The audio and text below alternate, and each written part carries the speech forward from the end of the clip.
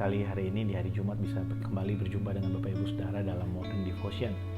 Bapak Ibu Saudara, pagi hari ini saya ingin membagikan, meneruskan apa yang kemarin saya bagikan buat Saudara. Saudara, kemarin kita belajar tentang berbuah. Nah, Saudara, mungkin ada beberapa hal yang perlu saya ulang dan ingin saya tambahkan buat Saudara dari berbuah ini. Kemarin saya berkata bahwa berbuah itu adalah bagaimana kehidupan kita diubahkan oleh Allah, dan lewat kehidupan kita, orang yang ada di sekeliling kita itu bisa melihat Tuhan nyata berkarya, ada karya Tuhan yang besar, yang ajaib dalam kehidupan kita. Berbuah itu bukan menjadi semakin kaya, tapi semakin menjadi berkat. Berbuah itu bukan semakin punya banyak, tapi tidak menjadi berkat atau bahkan membawa malapetaka. Dan berbuah itu adalah kita diperlengkapi Allah untuk kita bisa menceritakan tentang Allah buat orang-orang yang ada di sekeliling kita. Nah, Saudara, berbuah itu adalah sesuatu yang harus dialami oleh semua orang. Dalam bahasa sederhana mungkin bisa saya katakan yang paling relate dengan kehidupan kita sehari-hari adalah berbuah itu adalah berubah. Berbuah itu adalah kehidupan yang berubah. Kehidupan yang berubah dalam proses perubahan kehidupan itu, kita dipakai Allah untuk menunjukkan kepada orang-orang yang dari sekeliling kita bahwa Tuhan itu mampu melakukan segala sesuatu. Tuhan mampu merubah kehidupan manusia. Saudara, tidak ada satu pribadi pun di muka bumi ini yang menguasai, yang bisa menguasai hati manusia. Hanya Tuhanlah yang berkuasa atas hati manusia, yang mampu mengubahkan hati dan mengubahkan kehidupan seseorang. Nah, saya ingin menekankan buat setiap kita bahwa kalau ada keputusan-keputusan yang kita buat dalam kehidupan ini yang berbeda dari apa yang pernah kita putuskan sebelumnya, Saudara ketahuilah bahwa semua itu bukan karena hikmat kita. Semua itu terjadi karena Allah Roh Kudus memberikan kepada kita pengertian-pengertian yang baru, sehingga kita mampu memutuskan sesuatu yang benar sesuai dengan kebenaran firman Allah, sesuai dengan ketetapan Allah. Mungkin kita tidak menyadarinya karena kita berpikir, wah, semua itu karena kita yang hebat, kita yang belajar. Tapi biarlah pagi hari ini saya mau menekankan buat kita bahwa semua keputusan yang kita buat untuk menyenangkan hati Tuhan, untuk melakukan kebenaran, semua itu datang dari pekerjaan atau karya dari Roh Kudus dalam kehidupan kita yang memberikan kita hikmat dan kemampuan untuk kita mampu memutuskan apa yang baik, yang berkenan di hadapan Allah, dan yang sempurna. Matius 3 ayat yang ke-10 ini adalah ungkapan dari Yohanes Pembaptis ketika Yesus hendak akan datang untuk dibaptis. Dia berkata begini, kapak sudah tersedia dan setiap pohon yang tidak menghasilkan buah yang baik pasti ditebang dan dibuang ke dalam api. Saudara, saya ingin memberikan perenungan ini buat kita, juga untuk saya. Saudara, bahwa kalau kita mengerti berbuah itu adalah berubah, maka ada pertanyaan yang seharusnya selalu kita tanyakan pada diri kita, yaitu apakah kita mengalami perubahan dalam kehidupan ini? Perubahan tentunya bukan dalam finansial kita, sekalipun itu penting. Bukan dalam status sosial kita, sekalipun itu juga mungkin penting buat kita.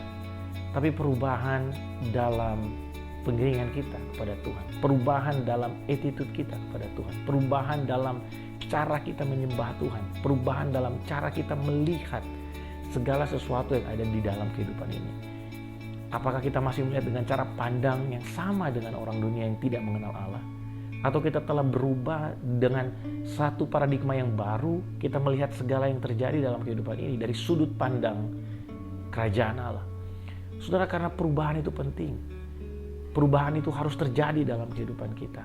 Perubahan cara kita memandang persoalan, perubahan cara kita memandang masalah, cara kita memandang musibah, cara kita memandang berkat, cara kita memandang pelayanan, cara kita memandang keluarga, cara kita memandang pekerjaan. Itu harus berubah sesuai dengan kebenaran firman Allah, sesuai dengan Injil Yesus Kristus. Kalau kita tidak mengalami perubahan itu, maka ada sesuatu yang mungkin salah dari kehidupan ini. Mungkin kita sudah menerima Yesus sebagai Tuhan dan Raja, tapi kita tidak mau dikuasai seutuhnya oleh Injil itu. Mungkin kita menerima Dia sebagai Tuhan, tapi belum sebagai Raja. Kita hanya menyembah Dia sebagai Tuhan, tapi bukan sebagai Raja. Menyembah Allah sebagai Raja itu punya pengertian kita menyerahkan kehidupan kita untuk dipimpin oleh Raja, yaitu Yesus Kristus. Hidup dalam sebuah tatanan kerajaan, kita harus hidup sesuai dengan ketetapan-ketetapan yang ada dalam kerajaan itu. Kita tidak mungkin tinggal di dalam kerajaan Allah, tapi kita hidup dengan suka-suka kita. Kita hidup dengan cara hidup yang tidak sesuai dengan ketetapan yang ada di dalam kerajaan Allah. Oleh sebab itu, perlu untuk kita bertanya kepada diri kita, perlu kita untuk melakukan refleksi pada diri kita sendiri. Kita memikirkan ulang, sebelum kita kenal Tuhan dan sekarang, apakah kita berubah? Kalau kita tidak mengalami perubahan dalam sikap hati kita, cara kita melihat berkat, cara kita melihat persoalan, maka saya khawatir ada sesuatu yang salah dari cara kita mengenal Allah. Saudara, orang yang dulunya ada di kepercayaan yang berpikir bahwa dengan banyaknya kegiatan amal, banyaknya kegiatan agama, mereka bisa membeli kebaikan dari Tuhan. Sedangkan di dalam Injil, di kekristenan tidak diajarkan seperti itu, saudara. Kita mendapat kebaikan Tuhan karena memang Dia adalah Raja yang berdaulat, berkuasa, dan bertanggung jawab atas kehidupan semua orang-orang yang ada di dalam kerajaannya. Bahkan kita ini adalah anak-anak dari Bapa di sorga. Dia menyediakan bagi kita. Firman Tuhan berkata, kamu gak usah khawatir tentang apa yang akan kamu makan dan kamu pakai. Bahkan Yesus mengambil perumpamaan tentang burung yang tidak bekerja tapi diberikan makan oleh Bapa di sorga. Tidak ada burung yang mati, yang jatuh dan mati karena kelaparan. Saudara, perumpamaan itu cukup jelas memberikan kepada kita bahwa Tuhan itu adalah Raja yang berkuasa, yang berdaulat, yang menyediakan segala sesuatu. Dia membuat segala kebijakan-kebijakan.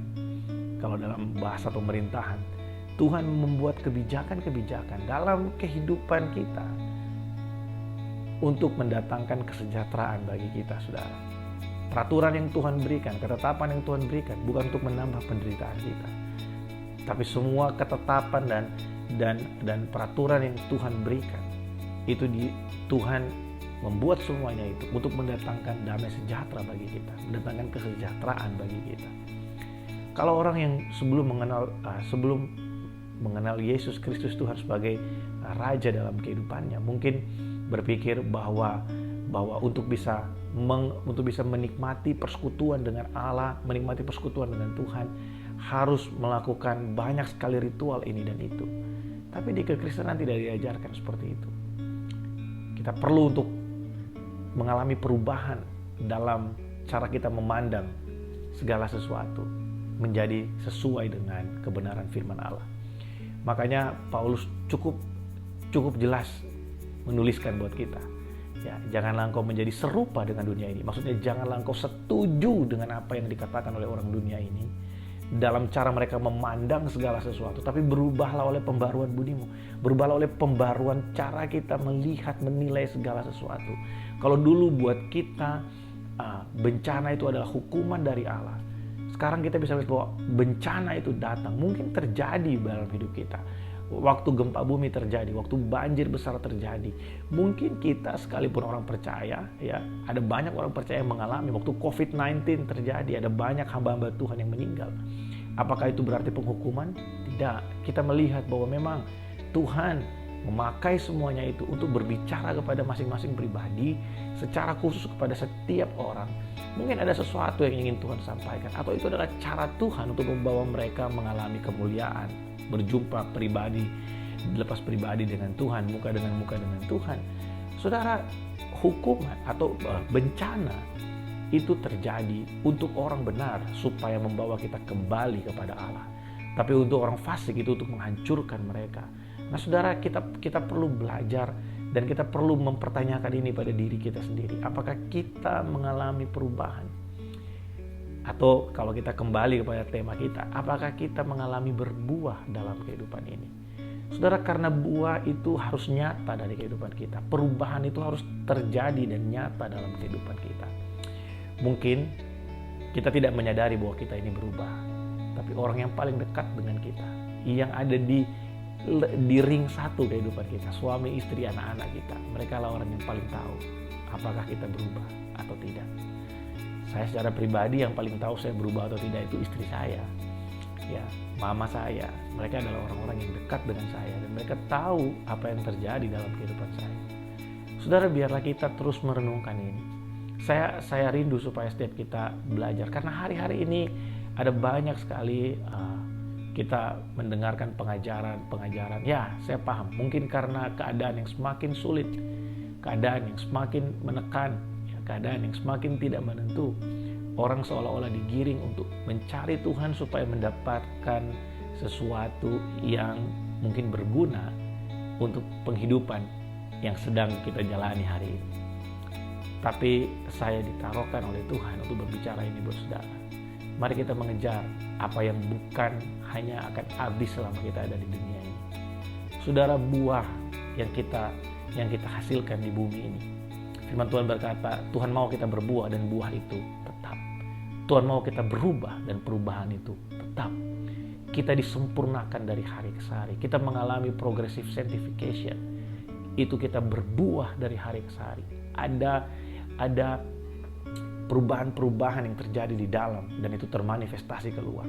Nah, itu adalah buah yang manis yang akan dinikmati oleh orang-orang yang ada di sekeliling kita.